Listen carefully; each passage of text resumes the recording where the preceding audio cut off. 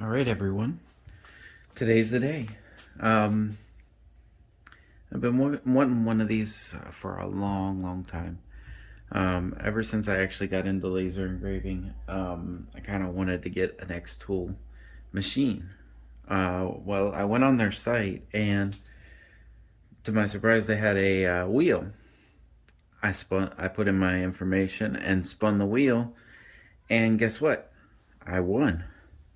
It was as surprising to me as it was to you, as it might be to you guys. But they sent this to me completely free. I'm also getting the 40-watt laser module, but that's coming later because they definitely have not shipped those yet. I mean, some creators have them already, but yeah. So I was told that that would ship here in the next week or so. So hopefully, I can put this together and get it together, get some use out of it, show you guys how it works.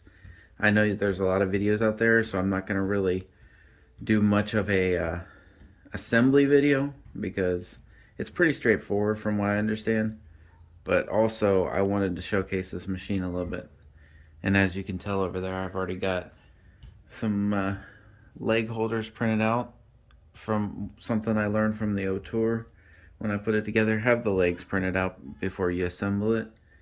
I also got a spoil board ready for it. We're ready to go.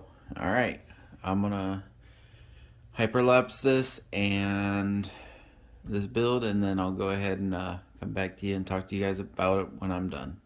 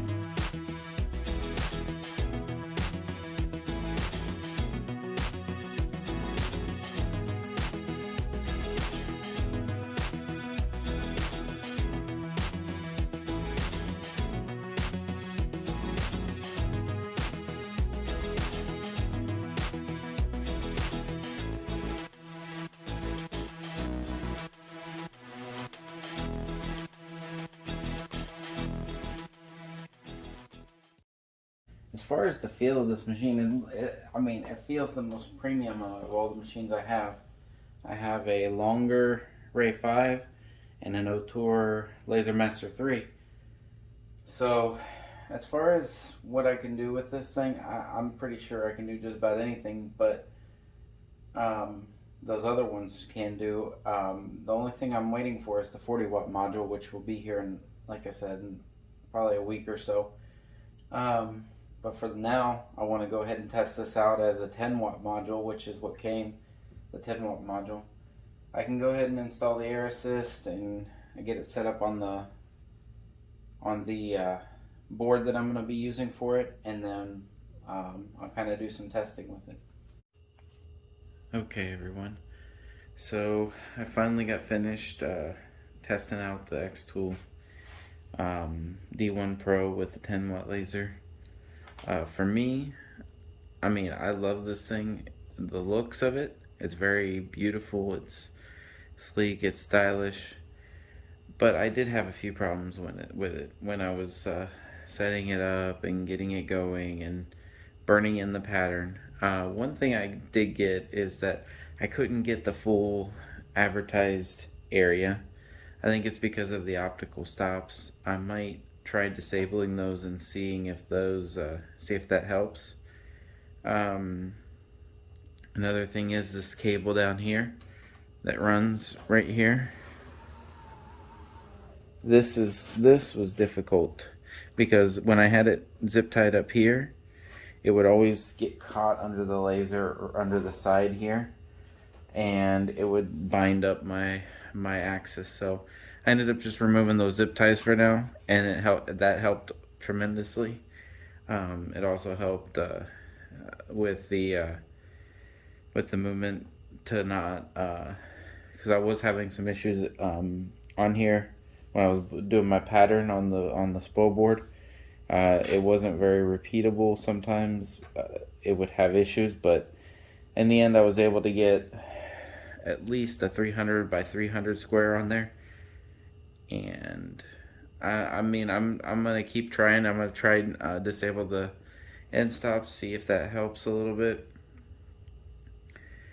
But I don't plan on keeping them off, because I like being able to home it with the mission with Lightburn. Another issue I did have was when I was burning with it on Lightburn, I kept getting a weird back and forth movement on this. It would sound like it was like clunky. So I did some research, tried to look into it a little bit better, and I mean, I updated the firmware when I first got it, but when I went back, it said I needed to update the firmware again. So that fixed the issue. Another thing that I also had issues with was when I was hooked it up to Lightburn. Unless I disconnected it from Lightburn, because I had Lightburn running in the background, it would not be seen on the XTOOL's Creative Studio or Creative Tool. So that's one thing. If you're having issues with it connecting up to the Creative Tool, check and make sure that you don't have Lightburn running in the background and it connected, because I think the COM port only allows one connection. Other than that, I mean, I'm excited to keep this machine, and I can't wait for my 40-watt module to get here so I can upgrade this thing.